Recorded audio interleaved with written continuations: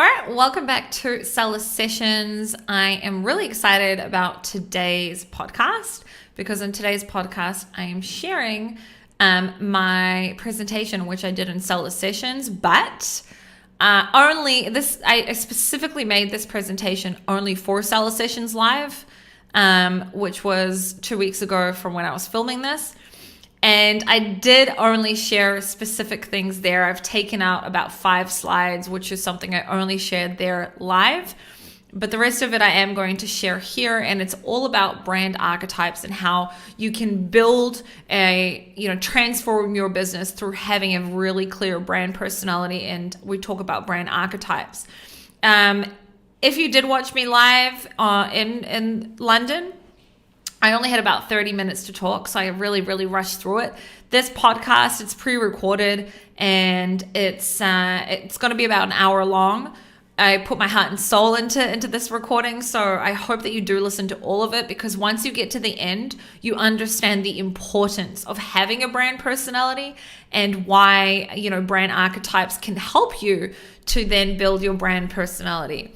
So without further ado, I'm going to get into my presentation. I hope you guys enjoy this. Let's get into it. From ordinary to extraordinary, how we can transform our business by having a unique brand personality. The whole point of the presentation is basically to understand why it is important to have a brand personality and how that sets the tone for then everything else within your brand. And the point is to emotionally connect with your buyers, and you're able to do that through the brand personality. So let's talk branding. Before we talk branding, we first of all need to understand the difference between a brand and branding. So a brand is a name, a design, a symbol, or any other feature that identifies one seller's goods from another seller's goods. Okay? That is what a brand is. And a lot of people would say, a logo is a brand. Okay, but branding is the intentional process of creating and managing how people perceive and experience a brand. It includes carefully shaping how people think, how they feel, and how they connect and remember their interactions with the brand. The goal is to establish a unique and memorable identity that connects deeply with the intended audience and leaves a lasting impact. So a brand, more or less, is a logo, but branding is how your entire brand experience, how the buyers emotionally connect, experience, perceive your brand. A brand is so much more than a logo. So on the screen right now, I have 5 logos. I have the Nike logo, the Disney logo, the Victoria's Secret, Harley Davidson, and GoPro. Now, if you're listening to this on the podcast, you're obviously not seeing this. If you're watching this on YouTube, then you are. But if you're listening to this on the podcast, then try and close your eyes and think about the logo, okay? Because we all know what the Nike, the Disney, the Victoria's Secret, the Harley Davidson, and the GoPro logos look like. And the whole point of me showing this is when we see that logo, imagine you're just walking down the street and you see that logo somewhere. Straight away, it embarks certain types of emotions or thoughts or whatever it may be through your head. Okay, so I've got on the screen currently, each of the different characteristics or emotions that when I see these logos, what they may spark inside of me. So for example, when I see the Nike logo, I think motivation, I think empowerment, I think inspiration. And if Nike, was a human, it would be someone like Michael Jordan, for example. Okay, when I see the Disney logo, I think, for example, imagination. I think, magic or magical. I think transformation. Just by seeing that logo, I can already feel those things or think those things, right? If I see Victoria's Secret logo, I straight away think sexy, sensual. But I also, for example, think skinny. which can also be, today Victoria's Secret has changed the way that they want people to perceive them. When you would think Victoria's Secret, you would definitely think of like supermodels like Giselle, for example. And they always only had and encouraged, that type of imaging. Whereas today, they are doing a rebrand, and you'll see a lot more women of all shapes and sizes. But for so many years, I don't know how many years, but let's just say probably over 30 or 40 years, maybe longer, maybe a little bit shorter, they for such a long time were pushing a certain type of image that in today's world, in 2023, they're trying to do a rebranding. It's going to take quite a while, for them to get out that word, for example, skinny, out of my brain, for example, right? So if you were to imagine the Harley Davidson logo, for example, I straight away think, disruptive, rebel, freedom, right? If Harley Davidson, let's just say, was a woman, not specifically a man, if it was a woman, I would imagine, for example, someone like Pink, the singer, right? And then GoPro, if you were to see that logo, for me, I start thinking adventure, excitement, extreme, etc. So the point is that we understand, yes, a brand, okay, technically, if you were to go into the dictionary and type in what is a brand, yes, it's a name, it's design, it's a symbol, more or less it's a logo, but branding is so much more than a logo. And like I said, it's about how it makes people perceive your brand, what types of feelings, okay, it embarks in them, etc. So something that we do in part of the different types of brand elements, okay, something that it's extremely, extremely important, okay, is brand personality. Now, I have been a part of brands and created my own brands for a long time. It was about 2.5 years ago that Sasha Gorelick, who is also my copywriter, that I've been working with for a long time, I actually had her on the Seller Sessions podcast as one of my guests, and she actually introduced me to brand personalities. And ever since then, I've done so much research in understanding the psychology behind it. Soon we're going to talk about brand archetypes, and that actually comes from a psychologist from a long time ago called Carl Jung. I'm not going to get too much into him because you can Google him. But anyway, I did so much in-depth research on this, and it's helped me so much when I'm building brands today, because I have my footprints in many different brands. It helps me so much today to come up with the entire brand strategy now that I understand brand personalities, and that's what I kind of am trying to then give to you guys. So what is a brand personality?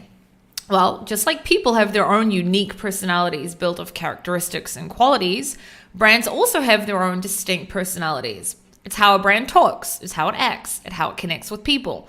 Some brands might be seen as fun and friendly and approachable, and others may be seen as super serious or professional, for example. A clear brand personality humanizes a brand and helps it to also stay consistent across all channels. The personality traits also help shape how people feel about the brand and whether they want to actually engage with it or not. Why is having a brand personality so important? Well, obviously it builds an emotional connection with buyers, and we make our buying decisions it's an emotional decision. We'll get into that soon. Premium pricing, buyers are often willing to pay more for brands they feel a strong connection with. Now, on an Amazon level, some people would argue this, okay? Again, it is all about branding. And a lot of the time, with the right type of branding, you can get away, even in super competitive niches, with a much higher price point. Obviously, it can also influence purchasing decisions. Buyers are often drawn to brands that they actually are aligned with their values. It's an essential part of building an overall brand strategy. Okay, when you have a brand strategy, your brand personality helps to then guide the development of the visual identity, the messaging, the marketing approaches, etc. Having a brand personality is important because it contributes to establishing a brand identity, making it easier for buyers to recognize and remember the brand. It helps to attract and retain buyers, even in competitive marketplaces. It helps to differentiate from competitors and establish a unique USP, and we're going to speak about that later in the slides. And it helps to obviously build trust and credibility with buyers. Not all purchases are driven by logic. Many buying decisions come from emotion. And this is something that a lot of people miss. A lot of people, especially in the Amazon world, are stuck in 2016 and 2015, etc. And they think that on an Amazon level specifically, purchases are made not by emotion, by logic, i.e. who has the most reviews or who is the cheapest. Now, obviously, it depends, or certain type of pricing. Obviously, it depends on what kind of market you've gotten into.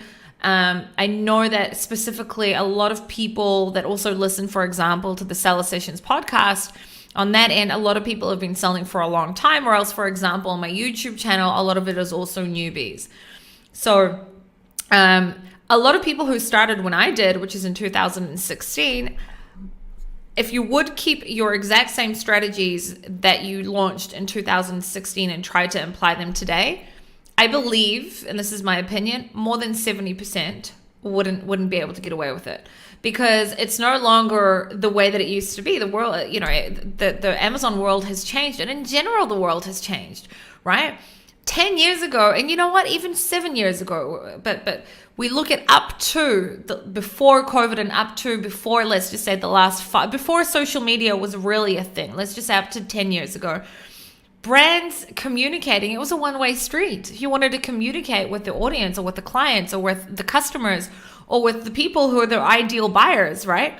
You would communicate through magazines, through radio, through TV ads, through brochures, right? That is how you would communicate, through, newspaper ads, etc. It wasn't a two-way street. If a buyer wanted to say something about your brand, it wasn't as easy as going onto Google or going onto Amazon or whatever and just writing a review. It was a one-way street. It's a two-way street today. And that's why building that emotional connection is so important today, even on an Amazon level. So something that helps us to build a brand personality is what is called brand archetypes. And archetypes actually come from a really, really famous psychologist and author called Carl Jung. You can Google him.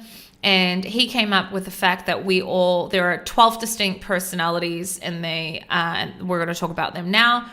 And they're made out of specific characteristics, and you have these specific characteristics, then you apply to one of these specific archetypes, and then over time people then took those archetypes and put them into branding, and now we call them brand archetypes. So brand archetypes are a set of 12 distinct personalities, each embodying a specific set of behaviors and characteristics.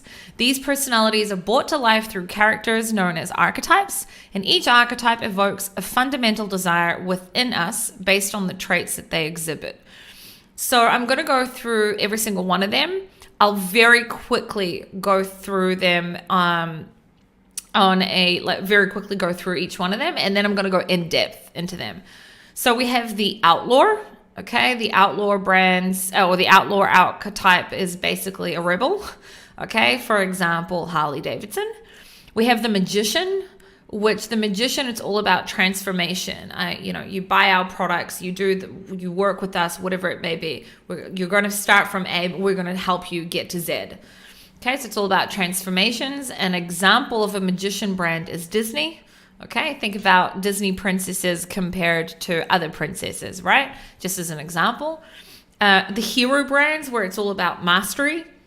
An example of a brand there is Nike. The sage brand, where it's all about knowledge. An example there would be Google. The explorer archetypes, which they're all about freedom. Okay, an example there could be, for example, North Face. The innocent brand, where they're all about safety, pureness, genuine.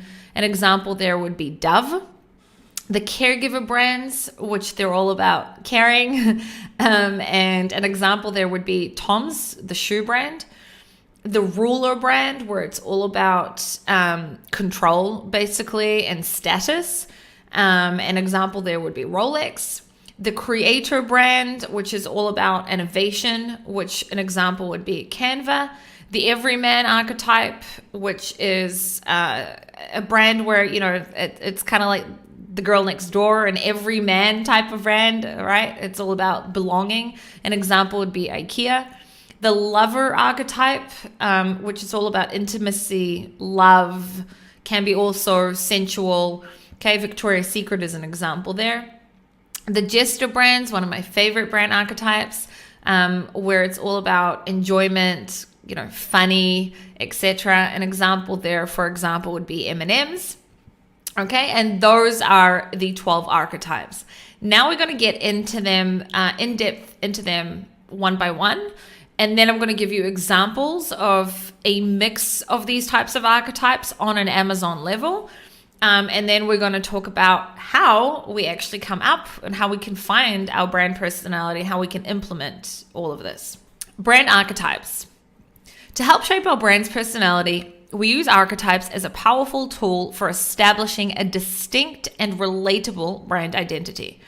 By identifying and aligning with a specific archetype, we can infuse our brand with consistent values, traits, and behaviors that resonate with our target buyers, creating a compelling, emotionally connected, and memorable brand experience. Okay, we spoke about the 12 different archetypes. If you are watching this on YouTube, you can take a screenshot. I actually made this. This is my terrible Canva skills. And if you're listening to this on the podcast, I basically just made a little wheel of the 12 different archetypes. So let's talk firstly about the Outlaw brand. The Outlaw brand is a risk-taking type of brand archetype. It's a brand that is challenging, it's different, it's shocking, it's brave, it's bold. Brand voice would usually be unapologetic, fearless, roar, loud. This type of brand, their drive for change, for independence, for confidence, for risk-taking. Their brand messaging may be something along the lines of break the rules, challenge convention, embrace your rebellious spirit, or something like rules are made to be broken. The brand strategy for an outlaw brand would be to disrupt and shock, or to go against the grain. Some outlaw brand examples would obviously be Harley Davidson. They're a great example. Another example would be, for example, Kat Von D. Now, if you understand the cosmetics brand, the cosmetics niche, I should say, and the makeup niche, okay, they're usually a lot of makeup specific brands. Now that you, hopefully after this, you understand brand archetypes well, usually they're very innocent type of brand archetypes. And Kat Von D is exactly the opposite. So the founder of Kat Von D is actually a tattoo artist. If you were to go to the Kat Von D website, so K-A-T Von V-O-N and then D. If you were to go to their website, you look at their entire branding and their messaging. First of all the models almost always have a lot of piercings. They have, lots of tattoos. They use words like, we give a fuck when they're talking about how they care about, about animal cruelty and that, etc. That is their brand messaging compared to, I, for some reason, can't get a makeup brand in my mind right now, but to other makeup brands where a lot of the time it's the total opposite. They use very genuine and pure type of wording and colors, etc. Kat Von D is the total opposite. Now, they have done a rebrand and changed their logo, but if you're watching this on YouTube, then you can actually see what their old logo looks like. And if you're listening to this on the podcast and it interests you, just Google. A brand slogan example would be all for freedom, freedom for all, which is part of Harley Davidson's brand slogans. Other outlaw brands is Dude Wipes, and the reason that I'm bringing them up is because I'm actually going to speak about them later. Especially if you're in the Amazon world, you most probably know the brand Dude Wipes. They are a great example for a brand that their main differentiator is their branding beyond anything else. Other outlaw brands are things like Jack Daniels, Diesel, and Blackstone Labs in the supplements niche.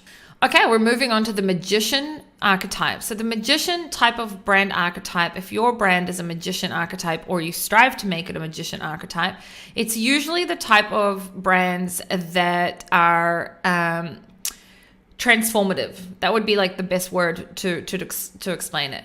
They're very impactful. They're very innovative. Brand voicing would be creative, magical, very often captivating, transformative. It would be a huge part of the brand voice. The brand drive would be for transformation, for enchantment, for vision, for discovery. Brand messaging could be something like, you only fail if you stop trying, or, for example, turning dreams into reality. A brand slogan, for example, would be for, Walt Disney, where dreams come true, right? That's a great example. And some magician brand archetypes would be, for example, Disney, Dyson, Good Hair Day, Easy Off Bam, etc. So the hero brand. The hero brand archetype, one of my favorite archetypes. They are a mastery type brands. Okay, you can't do better than using the word hero. They're like a superhero type brand. The brand voice is very determined, impactful, strong, brave, heroic. It's very focused. It's the type of brands that, they invoke discipline and confidence, and they're super, super kick-ass. That's usually what a hero brand is. They drive for growth, for discipline, for achievement, for mastery. Type of brand messaging could be, for example, never give up, or you can make anything happen if you just believe. The type of strategy would be become stronger and better, take action, overcome challenges. Examples of hero brands, for example, would be Nike, Adidas, Gillette, right? FedEx. FedEx slogan is the world on time, for example. Okay, a brand slogan, another example would be obviously Nike, just do it. Okay, these types of brand archetypes it's a great brand archetype to have. Usually it would also be mixed with another type of brand archetype as well. The jester brands are the type of brand archetypes that are very entertaining. They're like comedian brands, right? If you were to imagine the jester brand as a human, it would be someone like a comedian, for example, Robin Williams. So for example, a brand voice of a jester brand is usually optimistic, energetic, playful, humorous, fun. They drive for happiness, for laughter, for fun, for positivity. Brand messaging is, for example, a day without laughter is a day wasted, or don't forget to have fun. Strategy would obviously be to make them laugh. Good times, good vibes. An example of a brand slogan would be Dollar Shave Club's slogan. If you have not heard of Dollar Shave Club, I highly recommend you go to their website, dollarshaveclub.com, and look at their entire branding. Okay, their slogan is shave time, shave money, instead of obviously save time, save money, right? Examples of jester brands is, for example, Dollar Shave Club, M&M's, like M&M's, the chocolate, Benefit, the you know what, this is also a great example to show how there's true cosmetics brands, right? We talked about Benefit, and then we talked about Kat Von D, and then look at Benefit. Go into both of theirs websites, totally different branding message, right? So totally different buyers would also be attracted to those types of brands. The type of person who would, for example, buy specifically for Benefit isn't necessarily the type of person who would necessarily buy from Kat Von D, right? Another great example of a jester brand is also Dude Wipes. Now, when we spoke about the Outlaw brand, I used Dude Wipes as an example. But Dude Wipes is also a jester brand because they're also extremely funny. So even though they're extremely shocking and disturbing, they're also hilarious. And you can, if you're listening to this and you have not looked at Dude Wipes, they're a great brand to learn from when it comes to having an amazing branding experience, and obviously, brand personality. The Lover brand. The Lover brand, if it was a human, I would imagine, Marilyn Monroe. That's the type of brands. It's a very romantic, passionate, loving, heart-centered type of brand. A brand voice would be soothing. It could be spiritual, passionate, sensual, emotional. Brand drive is emotion, devotion, passion, and pleasure. Brand messaging could be, for example, I only have eyes for you, or love is fuel for your soul. Brand strategy is very much red carpet treatment. Lover brand examples would be Godiva Chocolate, Tiffany & Co. in the jewelry niche, Victoria's Secret, Magnum, the ice cream. Okay, a brand slogan, for example, Magnum, their brand slogan is for pleasure seekers. Okay, that would be examples of the lover type of brand archetypes.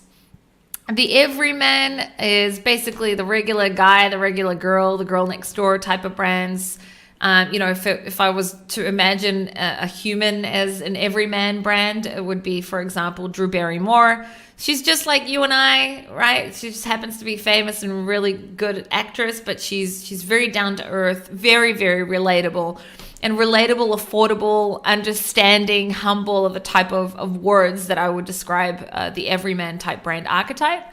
Brand voice would be simple, relatable, practical, approachable. These type of brand archetypes, they drive for relatability, acceptance, equality, connection, togetherness. The everyman brand messaging can be we're all the same, or all for one and one for all. An example of everyman brands is obviously Amazon Basics. Things like IKEA, Target, Kit Kat, right? Think about have a Kit Kat, take a break, have a Kit Kat. A brand slogan, for example, IKEA's brand slogan is the wonderful every day. They've even got, every day there in their name. So these types of everyman type brands are usually, like I said, the type of brand archetypes where they're extremely relatable and affordable. The caregiver type brands, brand archetype, are very nurturing. They're very dedicated. They're very caring. Okay. You could also call this type of archetype, it's like a parent. Okay. If I was to imagine the caregiver type brands as a human, I would think of someone like, for example, as Princess Diana, right? Who was very, caregiving. The brand voice would be very compassionate, nurturing, caring, warm. They drive for gratitude, for support, for safety, for protection. Their messaging, this type of brand archetype messaging is, for example, love your neighbor as yourself, or treat others the way that you want to be treated. The strategy is always others before self. Some caregiver brand examples are UNICEF, Tom's, Hug in a Box, Johnson & Johnson. A brand slogan example by Tom's Shoes would be, for example, one for one. If you don't know who Tom's Shoes are, basically you buy a shoe from them and they give a shoe. So it's called, their slogan is one for one. The ruler type of brand archetype, it's a brand archetype where it's all about status. They're the type of brand archetype where they're, very powerful, strong, royal, boss leader type brand archetypes. If I was to imagine the ruler brand as a human, it would be, for example, The Godfather. Brand voice is very commanding, successful, leading, powerful. They drive for success, wealth, status, power. Some brand messaging would be, for example, lead, dominate, succeed, or power isn't everything, it's the only thing. Strategy would be lead boldly, exhibit unmatched excellence. The ruler brand examples would be, for example, Rolex, Mercedes, BMW, Louis Vuitton. And a great example for a brand slogan that is the ruler type brand would be Mercedes-Benz, the best or nothing. That's their slogan, the best or nothing. Great example of everything I just explained. The creator type brands, which are one of my favorite brand archetypes, they're very artistic or inventor type brands. Original, they're expressive. They're not the type of brands that's just going to copy paste everyone else. I have an example here of Adele. Adele is definitely a creator type brand archetype. She writes all of her own materials and for others as well. Brand voice of creator type brands could be very visionary, expressive, inspiring, daring, creative. They drive for self-expression, creativity, originality, imagination. Strategies very encourage originality and creativity. Messaging, creativity takes courage, or don't copy but create. Creator brands are brands like Melissa and Doug, Apple, Crayola, Lego, Canva. Okay, if you think about Lego's brand slogan, just imagine. So it's driving for imagination. A brand slogan example also is Apple, think different, right? Almost done, a couple more, and then we can get into the nitty gritty stuff. The explorer type brand archetypes, they're brand archetypes that are often to do with travel or something to do with like the wild, camping, etc. They're very ambitious, curious, seeking, adventurous type brand archetypes. Brand voice is very resilient, ambitious, courageous, adventurous, fearless, daring. They drive for self-discovery, for the unknown, for adventure, for a challenge. Brand voice would be never stop exploring, or you only get one life. The strategy would be celebrate the journey. Explorer brand examples is GoPro, Patagonia, Jeep, The North Face. Brand slogan example would be never stop exploring by The North Face. Yeah. Okay. The innocent type of brands, you see a lot of them specifically also in beauty. They're very pure angel type brands, right? They're like Forrest Gump, genuine, trusting, simple. Brand voice is humble, genuine, open-hearted, nurturing, honest, fresh. They drive for positivity, simplicity, for happiness. The innocent brand messaging would be embrace the pure joy of simplicity, or don't worry, be happy. Strategy is do things right.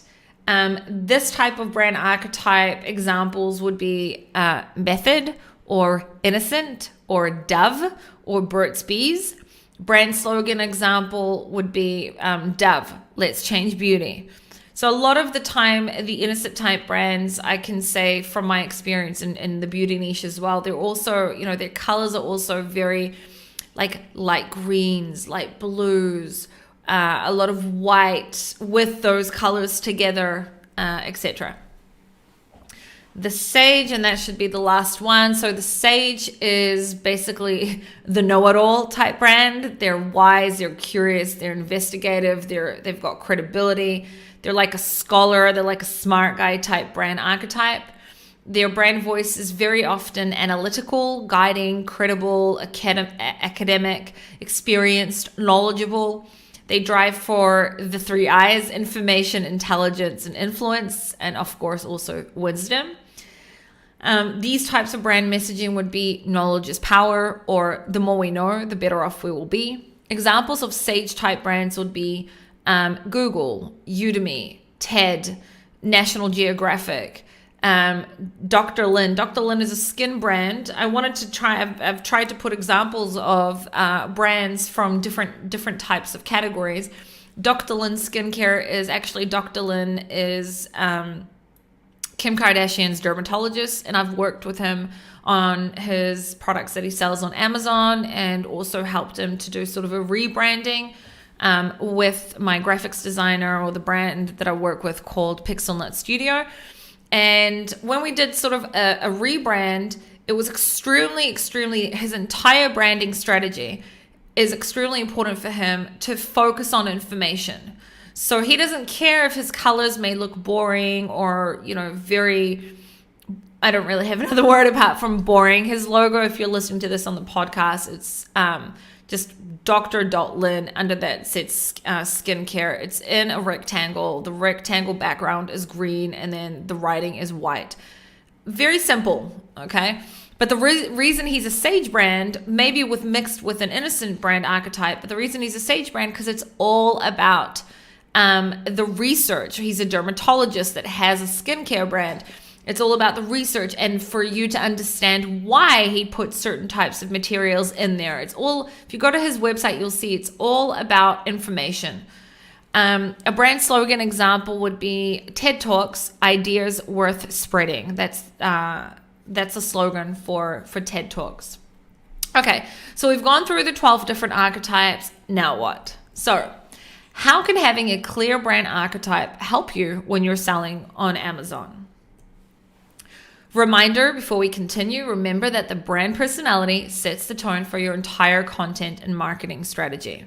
Having a brand personality will allow you to define your brand's character, the values, and the voice, which sets the tone for all your content, your marketing, and all communication with your buyers. It provides a consistent and authentic foundation for your brand messaging and helps to build emotional connections with your target audience. The reason I put the slide in here is because before we get into, well, how can we do this on Amazon? You need to remember that the minute you understand what your brand personality is, and we use archetypes for that, it then sets the tone for literally everything else in your brand, your marketing, the types of images you have, the type of models you use, the type of packaging you use, the type of font everything to do with the brand experience on a customer level. Your brand personality helps you to set the tone for that. So let's look at some examples. So let's look at Dude Wipes. Now, if you're listening to this on the podcast, I highly recommend that, you quickly go into Amazon, you look at Dude Wipes, and you actually understand what I'm talking about. Dude Wipes, I consider them to be a majority brand mixed archetype, because very often you'll have a mix of two archetypes. Very often, archetypes it's just like us. Okay, I'm not only a rebel or an outlaw type of archetype, I'm also a caregiver, but I'm also a creator, right? And within us as humans, we have a mix of those archetypes. We aren't just one thing. Very often we're two or three of them. Same thing with our brands, because the whole point of having a brand personality is to connect with your buyers. You want your buyers to be able to see themselves within your brand and your branding, right? So Dude Wipes, in my experience and the way that I experience them, they're an outlaw brand. They're very disruptive, shocking, and bold. But they're also a jester brand. They're very, very funny. They have a sense of humor. They're entertaining, and they're also very relatable. So Dude Wipes' bold and disruptive visuals straight away tell the personality of the outlaw. But humor is also inseparable from their identity. And when you mix the jester and the outlaw together, you also can be very appealing to the everyman. So their strong brand personality helps them to stand out on Amazon by appealing to customers' desires for rebellion, nonconformity, humor, and playfulness. This creates a unique and memorable brand personality that helps them to differentiate themselves from other personal hygiene brands. At the end of the day, for anyone who doesn't know what Dude Wipes is, they're basically a flushable. They started off as a flushable toilet paper type brand, so it's wipes, and they're a little bit bigger than other wipes out there, but their entire differentiation point at the end of the day, in my opinion, is their branding. At the end of the day, wipes are wipes. Yes, there is a bigger, great. If all that was, and everyone could have created bigger wipes, and it would just be a saturated niche. Their branding is what helped them to stand out. Now, obviously, if you also know Dude Wipes, they've also then been, I think it was on Shark Tank, and they're like a multi-million-dollar brand, right? They're probably in 8 or 9 figures possibly. So today, but they're not. I think they started possibly. I think it was like 2011. So anyway. So on the screen right now, I have screenshots from different places of Dude Wipes that I took from their different screenshots from their either their A+ content or their images from their listing. So for example, they have an image saying billions of butts wiped, right? Started from the bottom, now we're still here. Or they have another one that says flush 'em, dude. Right? And then it's showing an image of a man flushing the wipes. And then it has another image and it says extra large. And then they have their wipes compared to other guys, and it says other guys. And they've put a Twix on it, which at the end of the day kind of looks like poo, right? So that's like the outlaw type of side of it, where they're disruptive and they do things others won't. But it's also very funny. Let's suggest it together. And then it says extra large because small wipes are messy. And then on the left side there, it just shows a normal hand, and that's where they've got their bigger Dude Wipes wipe. And on the right side, they've got a hand that looks like it's got poo on it, right? And it's the smaller wipes with the Twix on it. So basically what they're telling you in this image is use our wipes and you're not going to have shit on your hands. Now, you can straight away see this, and the thing is that no one else within their niche used this type of branding. No one else was marketing themselves this way.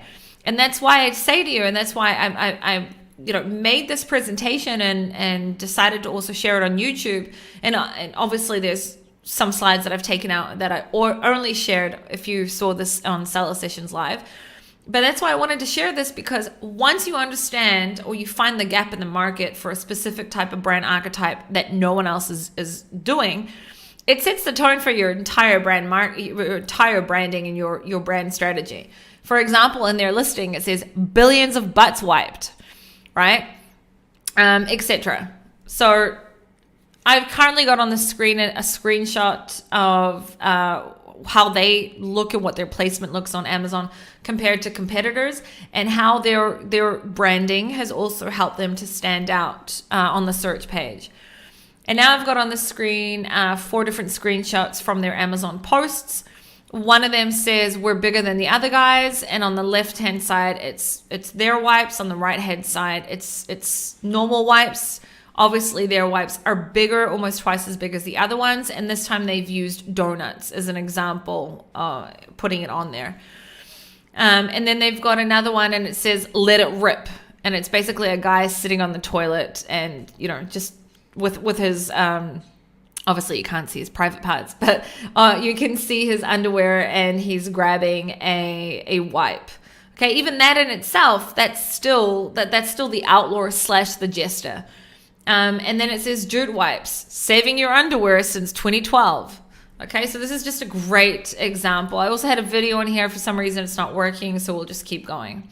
So to conclude, Dude Wipes is a great example of how you can have a really clear brand personality and how that can help you to differentiate yourself on an Amazon level. The next example I'm going to use as a brand that has an amazing brand personality is Grace and Stella.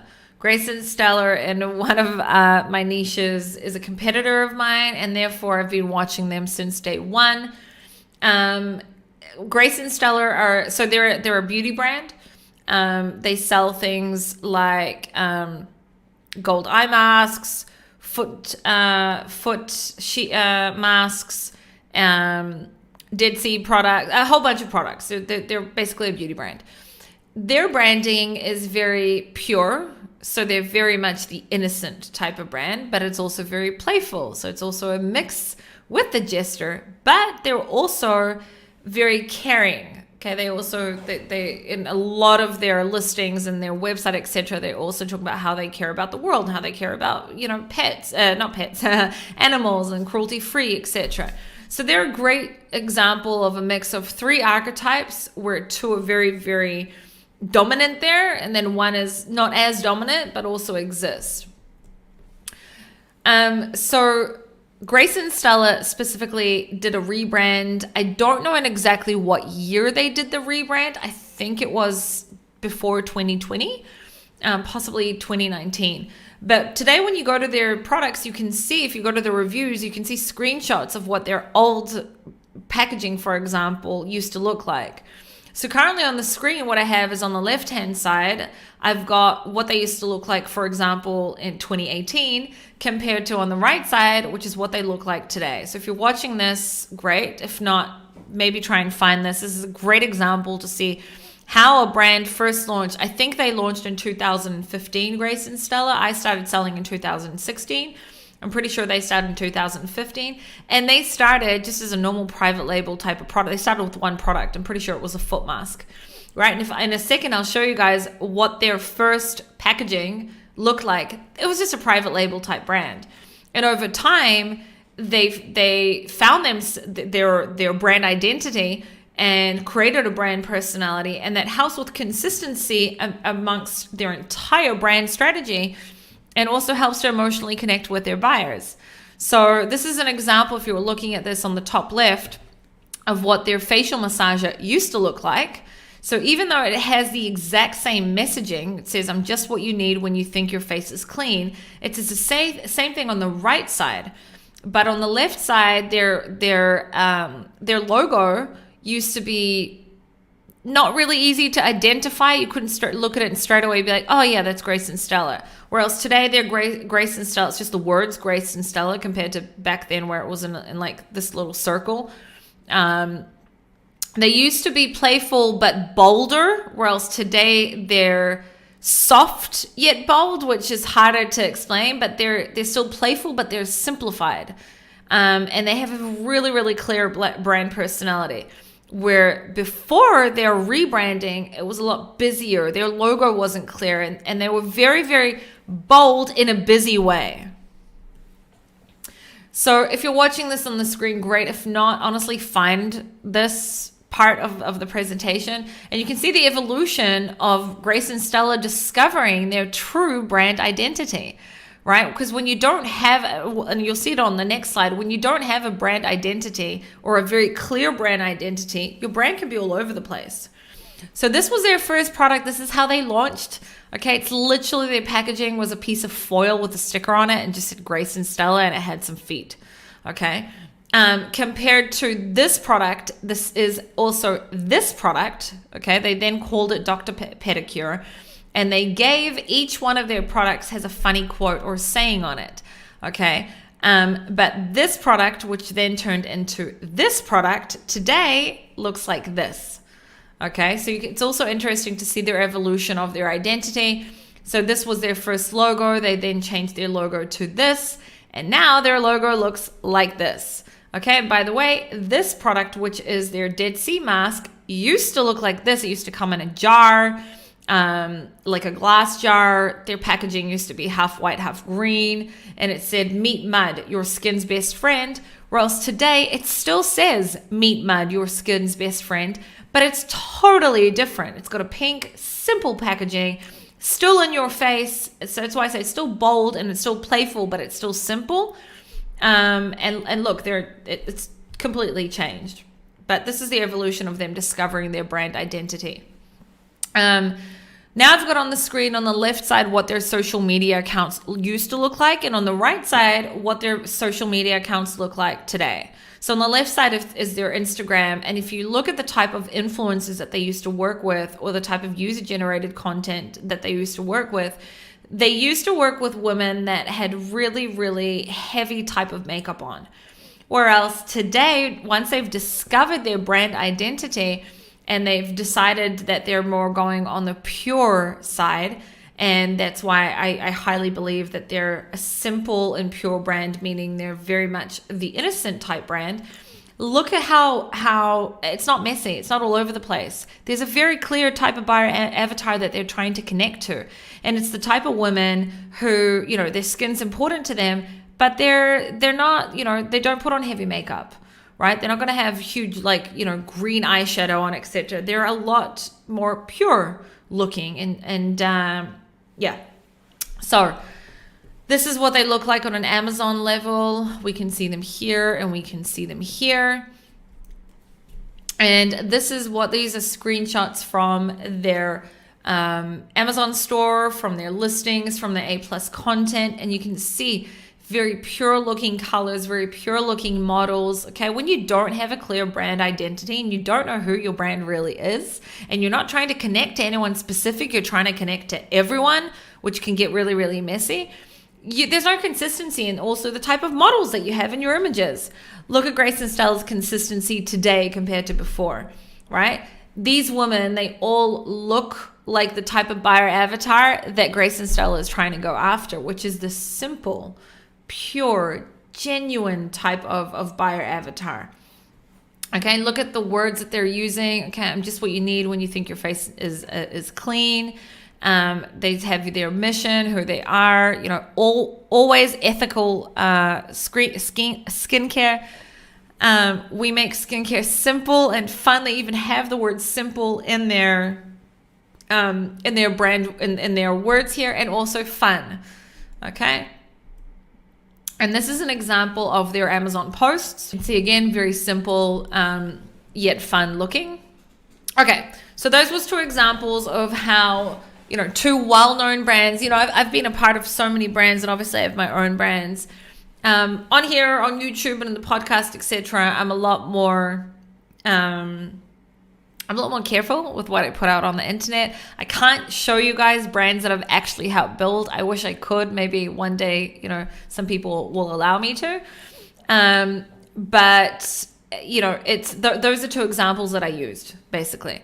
So by the way, Grace and Stella went through an exit, and aggregators bought their brand, and the aggregators watched my presentation in Stella Sessions. I didn't know that they were in there. Obviously, I probably would have used a different brand as an example. And they came up to me afterwards. This is the Grace and Stella's new owners of the brand, which is an aggregator.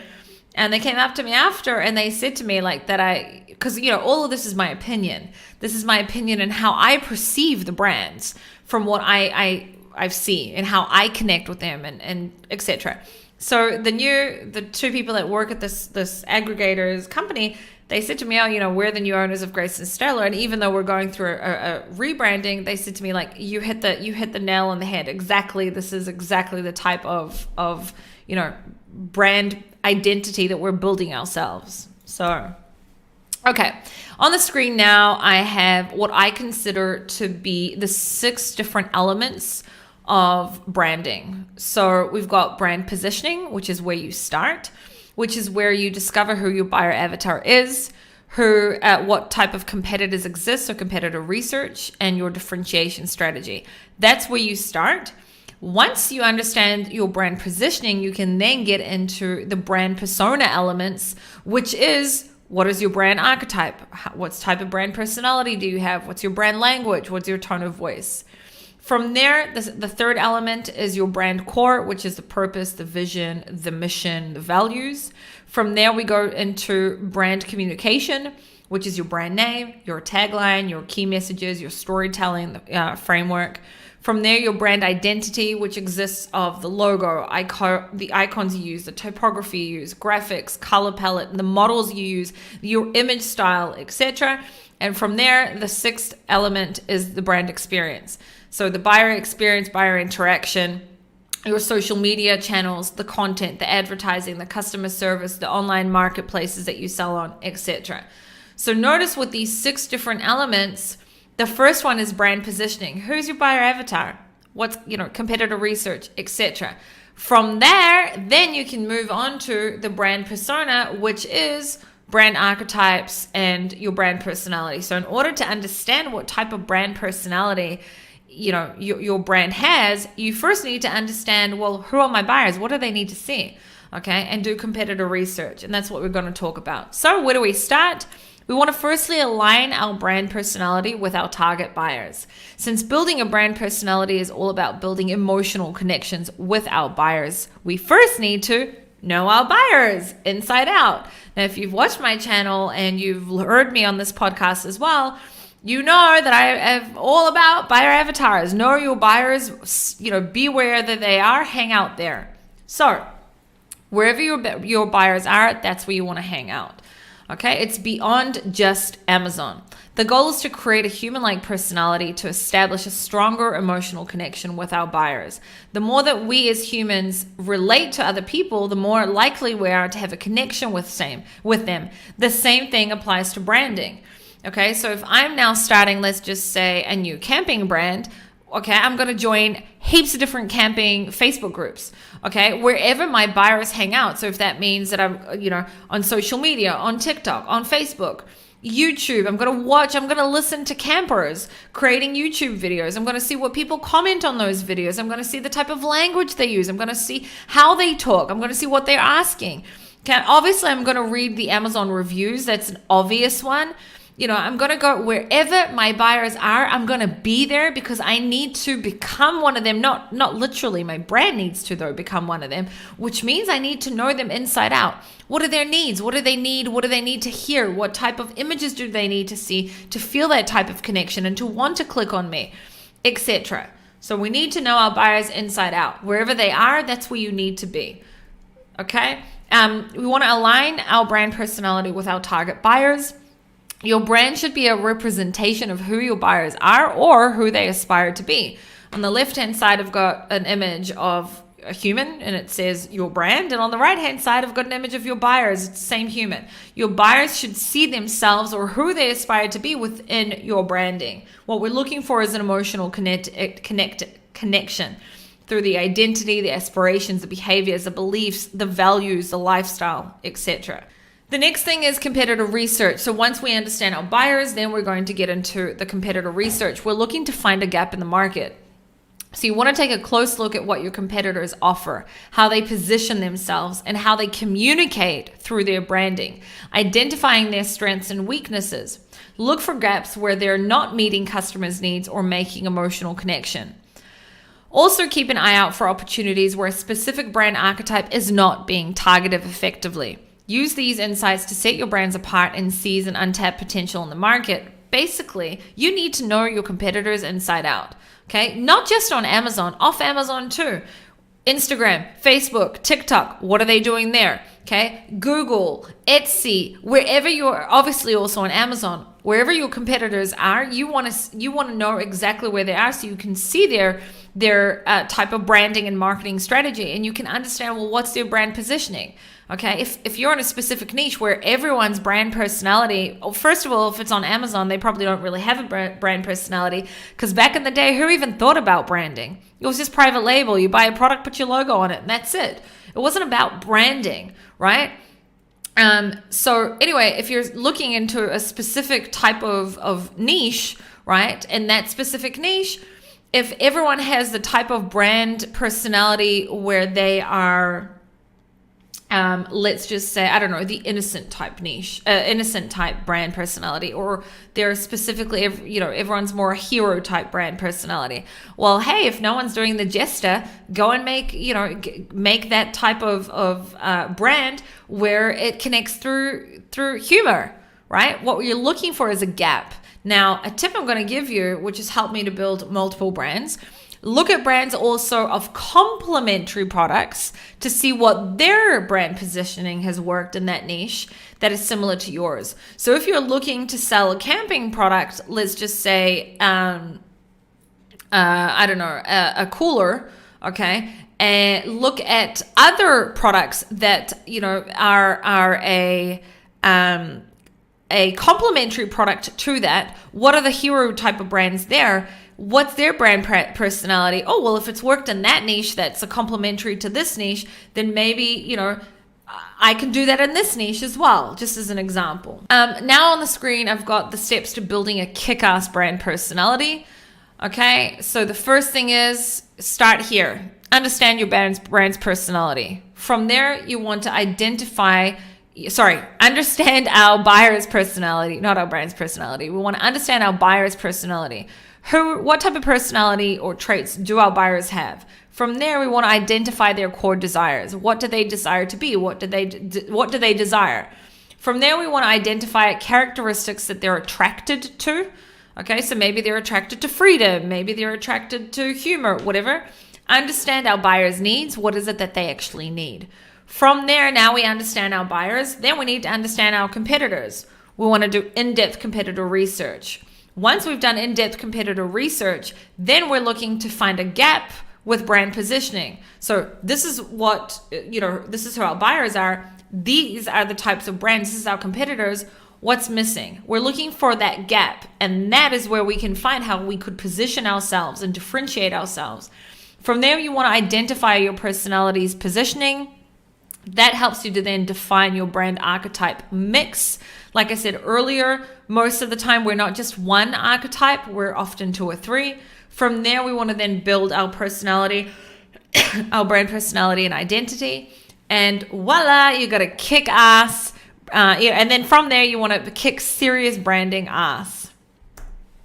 Okay, so brand personality, you got to remember it sets the tone for your creative and marketing strategies, such as your tone of voice, your color theme, your creative imagery, your copy, your content strategy, the models in your images, the types of products that you launch, the type of products you design, the types of influencers you work with, the type of UGC creators that you work with, your type of email marketing, the type of marketing and advertising you do.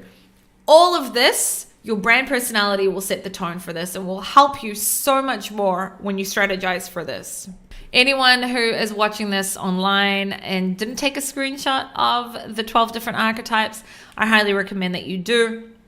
It will help you to then build your brand archetype. And that was it. I know it was long. If you're stuck till now, well done for listening to it all. Obviously, I help people to build their brand. So if you want to reach out to me, you can go to sharonevan.com and book a coaching call with me, or just find me on YouTube, Instagram, Facebook, whatever. Send me a message. I'd love to hear. Even if you already are selling and you've realized, well, I've never even thought about this. You suddenly look at your brand and you're like, holy shit, we're not doing anything special at all, or we're missing that. You need some help with that. I'm here. And that's it. And thanks so much.